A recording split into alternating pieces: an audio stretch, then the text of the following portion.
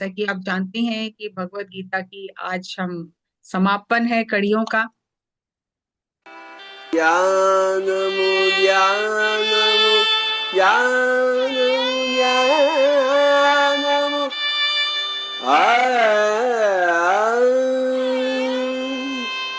त्रैगुण्य विषया वेदा निस्त्रैगुण्यो भवार्जुन निर्द्वन्द्वो नित्यसत्त्वस्थो निर्योगक्षेम आत्मवान्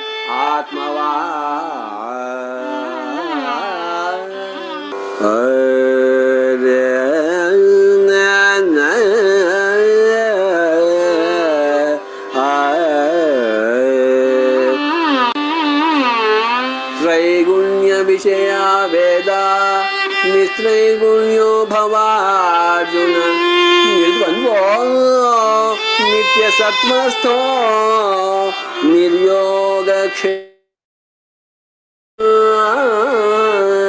आत्मवान् त्रैगुण्य विषया वेदा। त्रय गुणों की बात की गई है। जो 3 गुण हैं उनके बारे में बताया गया है। पहले भी ये श्लोक सर ने लिया है कई बार। तो इसमें इस श्लोक में पत्री जी ने जो विवरण दिया है, त्रय गुण्य विषय वेदा निस्त्रय गुण्यो भव अर्जुना। हे अर्जुन, तुम 3 गुणों से संबंधित विषयों को छोड़ दो जिसके बारे में वेदों में बताया गया है। निस्त्रय गुण्यो भव अर्जुना, हे अर्जुन तुम तीनों गुणों से परे निर्गुण स्थिति को प्राप्त हो जाओ। निर्द्वंद्व, तुम्हारे मन में किसी तरह का कोई द्वंद्व ना हो। नित्य सत्वस्थ हो, हमेशा नित्य सत्य में स्थित हो जाओ, अपने स्व में स्थित हो जाओ। निर्योग क्षेम, योग क्षेम से भी परे हो जाओ। योग क्षेम की चाह भी छोड़ दो, निर्योग क्षेम में रहो। आत्मवान, आत्म स्थिति में रहो, द्वंद्व से दूर होकर। ये भगवत गीता के श्लोक में बताया गया है कि शास्त्रों के अनुसार, वेदों के अनुसार 3 गुण हैं। हमें 3 गुणों से आगे बढ़ना है, वेदों से आगे बढ़ना है। वेदों से आगे ध्यान है। वेद तीन वेद के बताए हुए 3 गुणों को पार करना है। ये वेदों का सार है। इससे आगे जाकर निर्गुण होना है। इससे भी आगे बढ़ जाओ अर्जुन, तुम 3 गुणों से आगे बढ़ जाओ। निर्गुण में गुण नहीं है। निर्गुण स्थिति में तमोगुण, सतोगुण, रजोगुण नहीं है। जैसा हम आहार लेते हैं उसी स्थिति में रहते हैं। तमोगुण, रजोगुण, सतोगुण आहार से संबंधित हैं। खान पान की वजह से हम इन स्थितियों में रहते हैं, इसलिए युक्त आहार करना चाहिए। निर्गुण भव अर्जुना, हे अर्जुन, अर्जुन तुम 3 गुणों से परे हो जाओ। सांस और आत्मा के बीच शरीर में सांस सेतु है। सांसों के साथ रहने से ही सब समझ आएगा। सुख दुख द्वंद्व से अतीत हो जाओ, जन्म मरण से आगे बढ़ो। जब समझ आ गया तो फिर जन्म लेने की जरूरत नहीं है। संदेह है तो जन्म लेना पड़ता है। नित्य सत्य स्थित हो, नित्य सत्य में स्थित होने से, जब नित्य सत्य में रहेंगे, हर दिन सत्य के साथ जिएंगे, सत्य बुद्धि के साथ रहेंगे, यानी scientific talk, scientific thought, scientific deed. शास्त्रीय बात, शास्त्रीय विचार और शास्त्रीय कर्म। Logical thinking, logical speaking, logical doing. सोचना, बोलना और कर्म एक ही दिशा में होना चाहिए। बुद्धि पूर्वक सोचना, बोलना और कर्म करना, इसी को नित्य सत्य में स्थित रहना कहा गया है। Logical thought, logical word, logical deed. तर्क संगत विचार, तर्क संगत शब्द और तर्क संगत कर्म, यानी कार्य कारण के संबंध को समझना है। कार्य कारण का संबंध सोच में, कार्य कारण का संबंध बोलने में और कार्य कारण का संबंध चेष्टा में। ये तीनों मिलाकर ही नित्य सत्य में स्थित रहना है, यानी जो सोचना है वही बोलना है और जो बोलना है वही करना है। यही नित्य सत्य में स्थित रहना है। वरना सोचना कुछ और, बोलना कुछ और, और करना कुछ और, ये नित्य सत्य नहीं है। निर्योग क्षेम में जब ये सब समझ में आ गया, अब अपने बारे में क्या सोचना है, क्यों सोचना है, अब दूसरों को समझो। मैं शरीर नहीं आत्मा हूं, मैं महात्मा हूं, सबका महाभूत आत्मा एक ही है, फिर क्यों सोचना है। सकल प्राणी कोटि की एक विराट आत्मा है, और उस विराट आत्मा से जीवात्मा आई है। जैसे एक पेड़ से कितने पत्ते हैं, वैसे ही विराट आत्मा से कितनी ही जीवात्माएं आई हैं। सबका ब्रह्म आत्मा, सबकी विराट आत्मा एक ही है। इसलिए हे अर्जुन, तुम निर्योग क्षेम में रहो और नित्य सत्य में स्थित हो जाओ और तीनों गुणों से परे हो जाओ। ये इस शब्द की, ये इस श्लोक की व्याख्या जो पत्री जी ने दी, जिसमें उन्होंने बताया scientific thinking, scientific speaking, scientific doing, logical thinking, logical speaking, logical doing, यही नित्य सत्य में स्थित रहना है। सोचना कुछ और, बोलना कुछ और, करना कुछ और, ये नित्य सत्य में स्थित रहना नहीं है। अगर हम नित्य सत्य में स्थित रहना चाहते हैं, उसी के अनुसार जीवन जीना चाहते हैं, तो मन वच क्रम एक ही दिशा में होना चाहिए। मन वच क्रम में समन्वय होना चाहिए। जो सोच रहे हैं वही शब्द मुंह से निकल रहे हैं, और जो शब्द मुंह से निकल रहे हैं वैसे ही हमारे कर्म हैं। अगर इसको शॉर्ट में कहा जाए तो बीइंग ऑथेंटिक। लेकिन ये जितना बोलना आसान है, तो हम उसमें एक्सक्यूजेस ढूंढ लेते हैं कि नहीं, संसार में रहना ऐसे थोड़ी होता है, थोड़ा बहुत तो चलता है। वो हमारे एक्सक्यूजेस हैं। लेकिन अगर सत्य में स्थित होना है, तो पल पल जागरूकता से समझो कि एक एक सांस की चौकीदारी करनी है, और ध्यान करने से ही ये सब चीजें समझ में आएंगी। अब नीता मैम भी जानती है कि जब तक हम पत्री सर से नहीं मिले थे, ध्यान में नहीं आए थे, ये वर्ड ही हमने कभी सुने नहीं थे। Scientific thinking, scientific speaking, scientific doing, logical thinking, logical speaking, logical doing. जो मन में आया, जो मुंह में आया बोल दिया, जो मन किया कर लिया। और जो मन किया सोचते रहे, नेगेटिव थिंकिंग अपने बारे में भी, दूसरों के बारे में भी। तो ये तो शब्द ही हमने सर के मुंह से सुने हैं कि ऐसा भी कुछ है। तो सर ने तो सभी सूत्र खोल खोल कर समझाए हैं, हमारी भाषा में सरल करके, एग्जाम्पल्स के साथ, कि हमारे अंदर वो घुस जाए बात। अब कितनी किसके अंदर घुसती है, ये तो अपना अपना प्रारब्ध है। उन्होंने तो कोई कमी नहीं छोड़ी। अब मान लो कि 50 लोगों ने अगर ये एपिसोड्स अटेंड किए हैं, देखे हैं, अब ऐसा तो हो नहीं सकता कि 50 को एक जैसा ही समझ आया होगा, एक जैसा ही उनके जीवन में उतरेगा। तो इसलिए अपनी अपनी यात्रा है। गुरु तो सबको समान रूप से समझाते हैं, कौन कितना ग्रहण करता है, ये हमारा खुद का परिश्रम और प्रारब्ध दो चीजें हैं। प्रारब्ध जो हमें मिला है, पिछला जो हम करके आए हैं, लेकिन प्रारब्ध को परिश्रम से बदला भी जा सकता है। परिश्रम और प्रयास छोड़ना नहीं है, लगे रहना है। आखिरी सांस बहुत सारे निर्णय करती है कि तब तक हम कैसे चले हैं, कैसा जीवन जिया है। वो फिर वैसा आगे जाके जो जो गलतियां की हैं, वो सब आखिरी में नजर आती हैं कि कहाँ चूक गए, कहाँ सही किया। तो पूरा निर्णय आखिरी सांस में ही हो जाता है। तो इसीलिए इतना ध्यान, साधना, सब कुछ सज्जन सांगत्य करना जरूरी है कि आखिरी समय में मन यहाँ वहां ना भटके। उसी के लिए ये सारी जिंदगी प्रयास करते रहना है। तो एक बार इसका स्नैपशॉट देख लेते हैं। सार,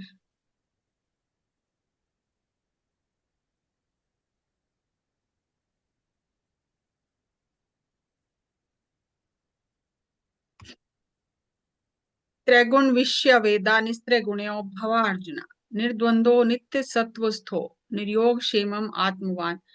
पहले जब ये सुनते थे ना, नित्य सत्य में स्थित हो जाओ, तो हमें लगता था हर समय 24 घंटे जाप ही करते रहना चाहिए, तब सत्य में स्थित हो जाएंगे। परमात्मा को याद करते रहना चाहिए, तब सत्य में स्थित हो जाएंगे। लेकिन पत्री सर ने बिल्कुल अलग डेफिनेशन इसकी दी कि आप त्रिकरण शुद्धि अगर आपकी है, तभी आप नित्य सत्य में स्थित रहोगे।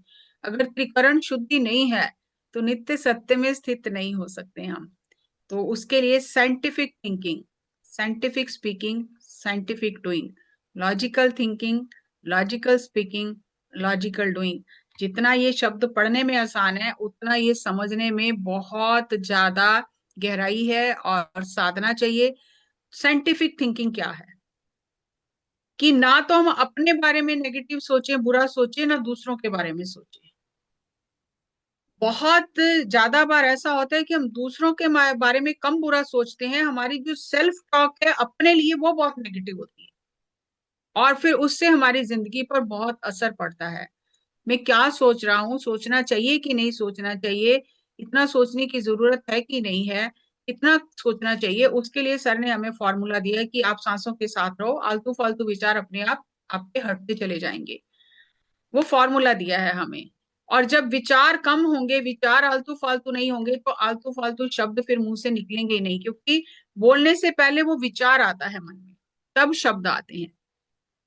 और फिर अगर हमारा सोचना और बोलना सही है, तब फिर कर्म सही होना बहुत ज्यादा संभावना होती है कि कर्म सही ही होंगे, क्योंकि जो व्यक्ति सोचने में इतना अवेयर है, बोलने में इतना अवेयर है, फिर वो करने में उससे गलतियां नहीं होती हैं। बहुत अगर होती भी हैं तो वो नजरअंदाज हो जाती हैं, बड़ी बड़ी मिस्टेक्स नहीं होती हैं उससे। लॉजिकल थिंकिंग, कि जो हम सोच रहे हैं तर्क संगत है कि नहीं।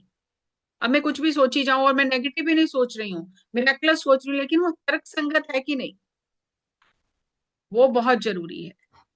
तो logical thinking, logical speaking, logical doing. अब मान लो कि एक एग्जांपल मुझे ध्यान आया, पता नहीं अब वो यहाँ फिट बैठेगा कि नहीं, नीता मैम बताएंगी। हम कहते हैं कि दूसरों की मदद करनी चाहिए, बिल्कुल सही थिंकिंग है ये, जहां तक हो सके दूसरों की मदद करनी चाहिए, लेकिन ये लॉजिकल है कि नहीं, कैसे पता चलेगा। अब मान लो कि हम किसी की हीलिंग करते हैं, हम तो मदद ही कर रहे हैं ना, या हम अपने बच्चे का होमवर्क कर रहे हैं, तो क्या ये लॉजिकल है? लॉजिकल नहीं है। तो जरूरी नहीं है कि जो हम समझ रहे हैं सही है वो लॉजिकल भी हो, तो लॉजिकल भी होना चाहिए। ऐसे तो हम दूसरों को डिपेंडेंट बना रहे हैं, अपाहिज बना रहे हैं, बैसाखियां पकड़ा रहे हैं, तो वो लॉजिकल नहीं है। अगर हम गुरुओं के दिए हुए ज्ञान को समझें, पत्री सर की जो उन्होंने इतनी सरल भाषा में हमें बताया है, अगर उसे समझें, तो हर एक शब्द में बहुत गहराई है। जितना पढ़ने में आसान है ना, उतना जब उसमें अंदर उतरेंगे तो बहुत ज्यादा गहराई है, बहुत चिंतन मनन की जरूरत है। इतना आसान नहीं है कि त्रिकरण शुद्धि हमने समझ लिया, सोच लिया और हमारी हो जाएगी। ये पल पल अवेयरनेस में जीना है इसका रिजल्ट। और कार्य कारण के संबंध को समझना है। अब हम तो समझते थे कार्य कारण का संबंध कि जो कर्म कर रहे हैं उसके कार्य कारण का संबंध है, लेकिन इसमें सर ने जो एक चीज बताई, कार्य कारण का संबंध सोच में, कार्य कारण का संबंध शब्दों में, और कार्य कारण का संबंध करने में, तीनों में कार्य कारण के संबंध को समझना है। क्योंकि जो सोचेंगे उसका भी प्रभाव पड़ेगा, जो बोलेंगे उसका भी प्रभाव पड़ेगा, और जो करेंगे उसका तो पड़ेगा पड़ेगा ही पड़ेगा, और वो फिर एक ठोस कर्म बन जाएगा जो हम करेंगे। लेकिन वो बीज रूप में तो सोच और शब्दों में ही है। तो अगर हम उनको, सही शब्दों को, सही सोच को जागरूकता के साथ अपने जीवन में उतारेंगे तो कर्म सही होंगे। लेकिन अगर वो सही नहीं है, तो अगर बीज सही नहीं है, तो गलत पौधों को, गलत बीजों को पानी देंगे तो उसका प्रभाव हमारे कर्मों पर पड़ेगा ही पड़ेगा। तो कार्य कारण के संबंध को बहुत गहराई से समझना है। जैसे अगर मान लो कहीं आग लगी है और धुआं बहुत उठ रहा है, हम अपनी छत पे बैठे हैं और कहीं से बहुत काला धुआं दूर से उठ रहा है, तो हम अंदाजा लगा लेते हैं कि वहां जरूर आग लगी होगी। वो क्योंकि संबंध है, धुएं का संबंध आग से है। अगर हमारे कोई बच्चा बहुत मेहनत करता है, टॉप करता है, तो हमें पता है कि इसने टॉप किया क्योंकि इसने मेहनत बहुत की है। और अगर कोई फेल हो जाता है तो हम कहते हैं ये तो पढ़ा ही नहीं, इसने तो फेल होना ही था, क्योंकि जो रिजल्ट आया है उसके पीछे उसका संबंध है। तो कार्य कारण के संबंध को हर विषय में समझना है। जो सोचना है वही बोलना है, जो बोलना है वही करना है, यही नित्य सत्य में स्थित रहना है। और जो एक विषय है, सकल प्राणी कोटि की विराट आत्मा एक ही है। ये बहुत डीप सब्जेक्ट है जो सर ने 7 बॉडीज के बारे में एक बार बताया था। उसमें सर ने बताया था कि जो हमारे 5 कोश होते हैं, 5 शरीर होते हैं, हमारा भौतिक शरीर, हमारा मनोमय शरीर, हमारा प्राणमय शरीर, हमारा कारण शरीर और महाकारण शरीर, ये सब का अलग अलग है। लेकिन निर्वाणिक बॉडी और विश्वमय कोश, ये सबका एक ही है, ये अलग अलग नहीं है। तो एक विराट आत्मा से सारी जीव आत्माएं आई हैं, जैसे एक पेड़ से बहुत पत्ते आते हैं। तो फिर किससे वैर करना, किससे विरोध करना और किससे हमें ईर्ष्या करनी है, जब सभी एक ही पेड़ के पत्ते हैं और पेड़ तो सभी को सींच रहा है। तो फिर ये वैर विरोध ईर्ष्या द्वेष किससे करनी है, जब सभी एक ही हैं तो। लेकिन उस स्थिति में पहुंचने के लिए जन्मांश लगते हैं। पहले तो भौतिक शरीर से ही ऊपर नहीं उठ पाते हम कई जन्मों तक, फिर मनोमय शरीर में उलझे रहते हैं, फिर हम प्राण तो सबके चल ही रहे हैं, प्राण में कोश में तो पूरा एनर्जी सिस्टम है ही, वो तो सांसों से चल ही रहा है, उसमें हमें कुछ करना नहीं है, उसमें जागरूकता की जरूरत है। फिर कारण शरीर में जो बीज बन गए वो भोगते रहेंगे, फिर महाकारण अपने छोड़ के छोटे कारणों को किसी महान कारण से फिर आना जाना होगा। फिर उसके बाद जब हम आनंदमय कोश में चले जाएंगे, आनंदमय कोश से जब परे चले जाएंगे विश्व में कोश और ये निर्वाण में कोश में, फिर सबका वहां पर एक ही है जी, विराट आत्मा। वहां पे अलग अलग बॉडीज नहीं है, वो शून्य है, एक महाशून्य है। तो वेद व्यास जी एक बार नदी में यात्रा कर रहे थे, तो उनसे किसी गरीब व्यक्ति, वो भी मल्लाह कह सकते हैं, वो भी साथ में था, तो उसको पता चला कि वेद व्यास जी ने तो बहुत बड़ा ग्रंथ लिखा है, महाभारत गीता। तो उन्होंने, उसको लगा कि मैं भी इनसे कुछ ज्ञान ले लूं, इतने बड़े आज ब्रह्मज्ञानी मेरी नाव में बैठे हैं। तो उसने कहा कि देखो मैं अनपढ़ हूँ, मुझे कुछ पता नहीं है, ना मैं कुछ पढ़ सकता हूँ, ना मेरे समझ में आएगा जो आपने लिखा है। आप मुझे बस उसका सार बता दो, आपने जो इतना बड़ा ग्रंथ लिखा है उसका सार क्या है। तो वेद व्यास जी ने 3 शब्द उसको बताए, परोपकारम मिदम शरीरम। कह रहे इतने बड़े ग्रंथ का 3 शब्दों में सार। उन्होंने कहा हाँ, इस ग्रंथ का सार यही है कि ये मनुष्य शरीर परोपकार के लिए मिला है, और जिसको ये समझ आ गया, जो परोपकार करेगा वो इस जन्म मरण के चक्कर से मुक्त हो जाएगा। तो बड़ा हैरान हुआ कि इतने बड़े ग्रंथ का 3 शब्दों में सार। तो सार तो यही है कि हम यहाँ धरती पर आए हैं तो हम क्या कर रहे हैं। ये परोपकार करना कोई आसान ये नहीं है कि परोपकार, वो जब उस स्थिति में पहुंचेंगे वो हमें पता भी नहीं चलेगा हमसे कुछ हो रहा है, अच्छा वो होते ही चला जाएगा। और उस स्थिति तक पहुंचने के लिए जन्मास जन्मास लगते हैं। और सार यही है, धर्म अधर्म जो पूरा गीता में श्री कृष्ण भगवान ने अर्जुन को समझाया कि तुम अपने धर्म का पालन करो।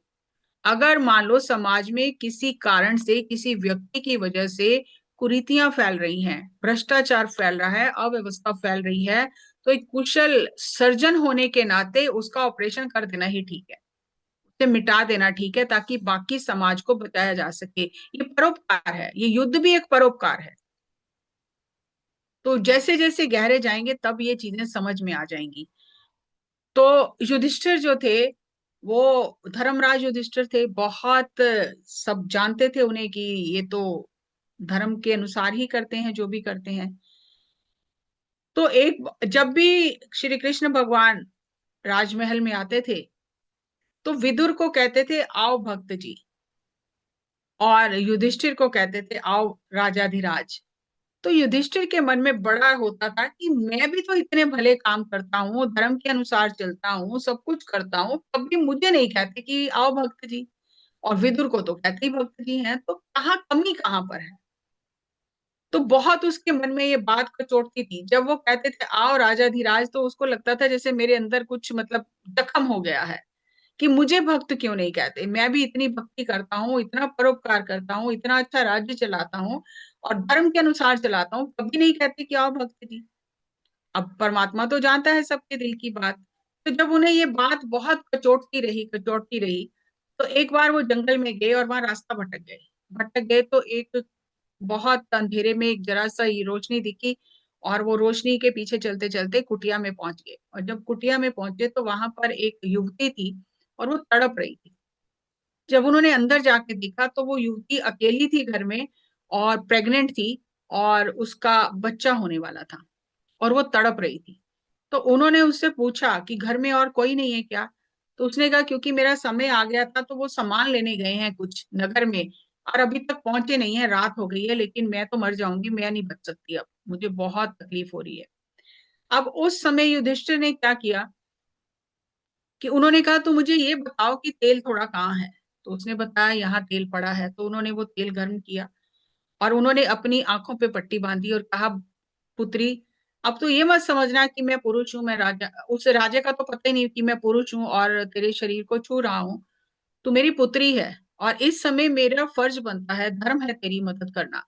तो उन्होंने जो भी मदद की, उसकी उसका मसाज किया, उसको रिलैक्स किया, और उसका जो बच्चा था वो हो गया।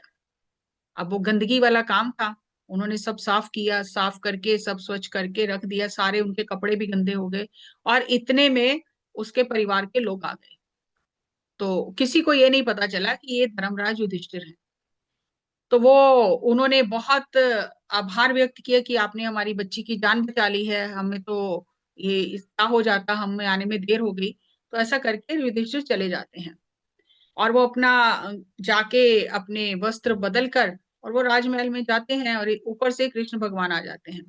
और जैसे ही कृष्ण नहीं, जब वो कृष्ण भगवान वहां बैठे होते हैं राजमहल में, तो युधिष्ठिर को देर हो जाती है ये सब करते हुए। जब युधिष्ठिर जाते हैं कपड़े बदल कर राजमहल में, तो कृष्ण जी कहते हैं, आओ भक्त जी।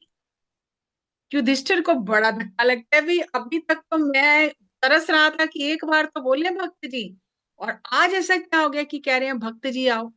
तो उन्होंने पूछा कि आज आपने क्यों कहा भक्त जी आओ। तो आज श्री कृष्ण भगवान ने कहा, क्योंकि आज आपने सही मायने में परोपकार किया है। मैं राजा हूँ, मैं प्रजा पालक हूँ, मेरा फर्ज बनता है, ये सब चीजें एक तरफ रख के, मैं पुरुष हूँ, सब कुछ एक तरफ रख के आज आपने जो उस युवती की मदद की है, सही मायने में आज आपने परोपकार किया है। आज आप इस पदवी के लायक हुए हो। तो आप देखो कि पदवी मिलना इतना आसान नहीं है, परोपकार करना भी इतना आसान नहीं है। तो ये जब तक अंदर से अंत प्रज्ञा नहीं जागती है, तब तक ये चीजें समझ में नहीं आती हैं कि किस स्थिति में क्या निर्णय लेना है और क्या करना है। ये तो आत्मा की जो आवाज है वही बता सकती है कि किस परिस्थिति में क्या करना है। तो ये वेद व्यास जी ने बताया कि परोपकार के लिए ये शरीर मिला है। भोगे बिन नासे नहीं कर्म गति बलवान, ये बहुत बड़ा भगवत गीता का क्या, सभी ग्रंथों का ये लेसन है। और सबसे पहला सबक जो कृष्ण भगवान ने दिया अर्जुन को कि हृदय की दुर्बलता को त्याग दो, मतलब डिप्रेशन से बाहर आ जाओ। आज की भाषा में अगर बोला जाए तो डिप्रेशन से बाहर आ जाओ। ये सोच सोच के कि ये सामने वालों को क्या करूंगा मैं क्यों करूं, मेरे ये सब रिश्तेदार हैं। तो कहा तुम डिप्रेशन से पहले बाहर आओ, तुम अपने ये हृदय की दुर्बलता को त्यागो और अनुभव से बात करो। सबसे पहला लेसन जो दिया उसको कि अपने वाक क्षेत्र को शुद्ध करो। क्योंकि अर्जुन ने पहले बहुत ज्ञान दिया कृष्ण भगवान को कि मैं भिक्षा मांग लूंगा, मुझे नहीं करना ये सब, मैं पाप नहीं लेना चाहता हूँ, इनको मार के हत्या नहीं करना चाहता हूँ। तो कृष्ण भगवान ने कहा कि जो तुम हो वैसी बातें करो।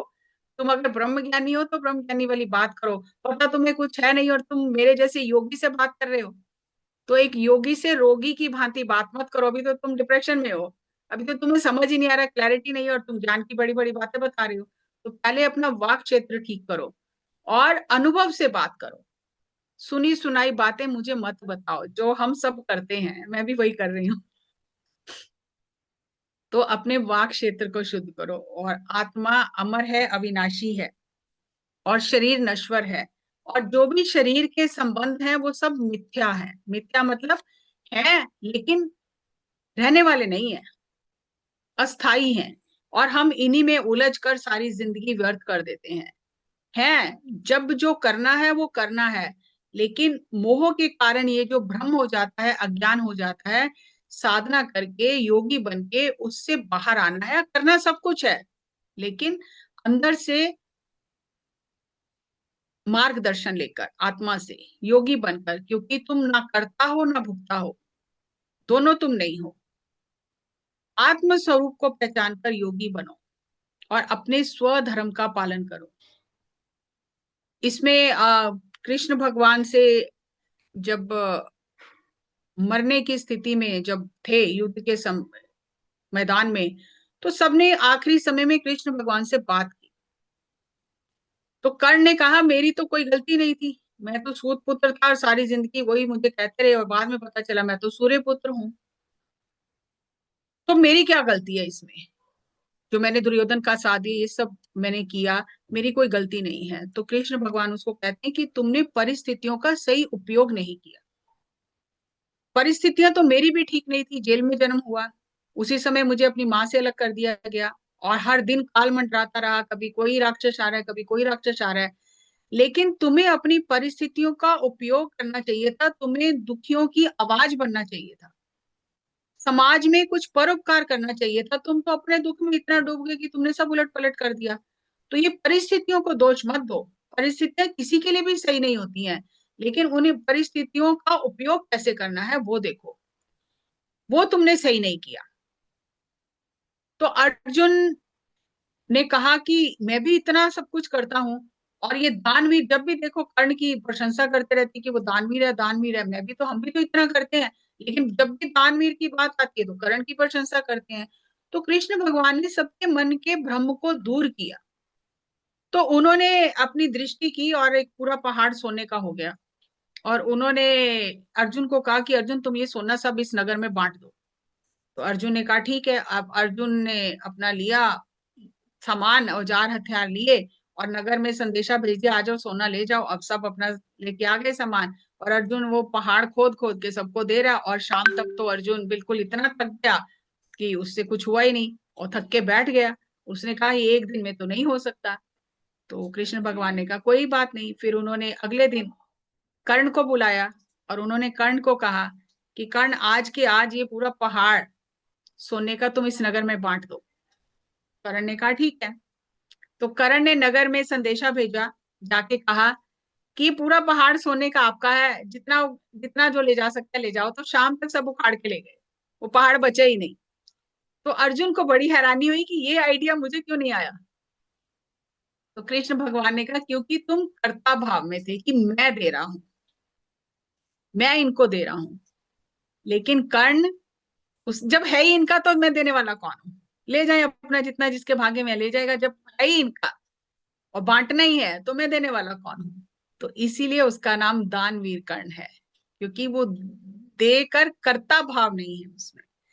तो अर्जुन को फिर समझ में आ गया, और द्रोणाचार्य जी ने कहा कि मेरे साथ तो बहुत ही गलत हुआ है, मेरा पुत्र मारा गया और मेरी सारी शक्ति क्षीण हो गई। तो कृष्ण भगवान ने से कहा कि गुरु का प्रथम कर्तव्य शिष्य को आध्यात्मिक ज्ञान देना है। तुमने युद्ध की शिक्षा तो दी, लेकिन तुमने आध्यात्मिक ज्ञान नहीं दिया। अगर अर्जुन को आध्यात्मिक ज्ञान दिया होता तो ये गीता नहीं उचारनी पड़ती, सिर्फ तुमने उसे योद्धा बनाया। लेकिन गुरु का धर्म आध्यात्मिक शिक्षा देना है, और अपनी आकांक्षा को पूरा करने के लिए बदले की भावना से तुमने अपने पुत्र का भी इस्तेमाल किया। ये तुमने अधर्म किया है, धर्म नहीं किया है। और गंधारी ने जब कहा कि मेरा पूरा वंश खत्म करवा दिया, अगर आप चाहते तो इस युद्ध को रोक सकते थे। कृष्ण भगवान ने कहा कि नहीं, मैंने हर प्रयास किया, मैंने पांडवों के लिए 5 गांव भी मांगे, मैं नहीं चाहता था युद्ध हो, लेकिन मैं कर्म का अधिकार किसी से छीन नहीं सकता। हर कोई कर्म करने के लिए स्वतंत्र है, और जैसे कर्म करेगा फिर वैसा फल भोगना पड़ेगा। निर्णय लेने का अधिकार, निर्णय लेने के लिए हर मनुष्य स्वतंत्र है, और कर्म का अधिकार ईश्वर किसी से छीनता नहीं है। और धर्म के अनुसार आचरण करो, चाहे सफलता मिले चाहे असफलता मिले। और ज्ञान को सुनने से या गुरु की या मास्टर की ऊर्जा में रहने से हम मुक्त हो जाएंगे, ऐसा नहीं है। ये भी बहुत कमाल का सूत्र है कि सुनने का असर तो थोड़ी देर रहता है, थोड़े दिन तो अर्जुन को भी गीता का असर रहा, लेकिन थर्ड आई भी खुल गई, विश्व रूप भी देख लिया, लेकिन जब अभिमन्यु की मृत्यु हुई तो पूरा ज्ञान चला गया। तो इसलिए कृष्ण भगवान ने कहा कि तुम स्वयं साधना करके योगी बनो, क्योंकि वो उद्धार का ज्ञान था, वो होना था कार्य, धर्म का कार्य, धर्म की स्थापना होनी थी। तो अर्जुन को माध्यम बना के हो गई, लेकिन उससे अर्जुन को आत्मज्ञान नहीं मिला। अर्जुन को आत्मज्ञान को कमाना है, स्वयं साधना करके योगी बन के उस अवस्था को पाना है। और जब कृष्ण भगवान युद्ध समाप्त हुआ तो अर्जुन को बोला कि आप रथ से उतर जाओ और थोड़ी दूर चले जाओ। तो अर्जुन को बड़ी हैरानी हुई कि सारथी आप हो, आप पहले उतरो, मैं क्यों उतरूं पहले। तो उन्होंने कहा तुम उतर के दूर चले जाओ थोड़ी। तो जब अर्जुन रथ से उतर के थोड़ी दूर चला गया देखने के लिए कि अब क्या है, तो जब कृष्ण भगवान उतर के कुछ कदम आगे गए तो रथ भस्म हो गया। तो अर्जुन को फिर हैरानी हुई और उसने पूछा। तो कृष्ण भगवान ने कहा तुम्हें क्या लगता है कि तुम्हारी वजह से तुम युद्ध जीते हो। ये जितने दिव्य अस्त्र इन महान योद्धाओं ने चलाए थे वो सारे दिव्य अस्त्र रथ में लगे हुए थे अभी भी, क्योंकि रथ पर श्री कृष्ण भगवान थे, इसलिए वो अस्त्र प्रभावहीन थे। जैसे ही श्री कृष्ण भगवान रथ से उतरे और धर्म युद्ध समाप्त हो गया, तो वो जो अस्त्र रथ पे लगे हुए थे दिव्य अस्त्र, वो सब फिर भस्म हो गए। और यहाँ पर एक और घटना आती है जो कृष्ण भगवान ने अर्जुन को दिखाई, क्योंकि इतना सब कुछ होने के बाद वो अहंकार आ जाता है कि मेरी वजह से सब हो गया या मैंने किया। तो एक चिड़िया ने बच्चे दिए थे, और जब वो युद्ध का बिगुल बजा तो वो परमात्मा के आगे कृष्ण भगवान के आगे अरदास करने लगी, प्रार्थना करने लगी कि मेरा क्या होगा, मेरे तो बच्चे मारे जाएंगे इतने बड़े युद्ध में। तो एक रथ का घंटा गिरा और उसके बच्चे और वो उसके नीचे आ गए, अंडे उसके। और जब कृष्ण भगवान ने बाद में वो घंटा उठाया तो उसमें से उसके बच्चे निकल आए। तब अर्जुन को पता चला कि अगर इतने भयंकर युद्ध में महाभारत के ये बच्चे बच सकते हैं, अंडों से बच्चे निकल गए, तो मैं करता नहीं हूं। जिसको वो कृष्ण भगवान ने चाहा वो चला गया, जिसको बचाया वो बच गया, इसमें मेरा कुछ नहीं है। तो ये बहुत ही गहरी बातें हैं, बहुत चिंतन करने वाली हैं। हमें बहुत जल्दी ये लगने लग जाता है कि मैं कुछ कर रहा हूँ, मैं करता हूँ, लेकिन करता हम नहीं है, ये समझने के लिए जन्माज लगते हैं। सो जो मुझे समझ में आया मैंने आपके साथ शेयर किया। सो बहुत बहुत धन्यवाद इतने दिन तक ये एपिसोड सुनने के लिए, चलाने के लिए। अभी भी ऑन रिकॉर्ड है यूट्यूब पर, जब चाहे आप सुन सकते हैं, दूसरों के साथ शेयर कर सकते हैं। ये तो एक सेवा ही है। Thank you ji.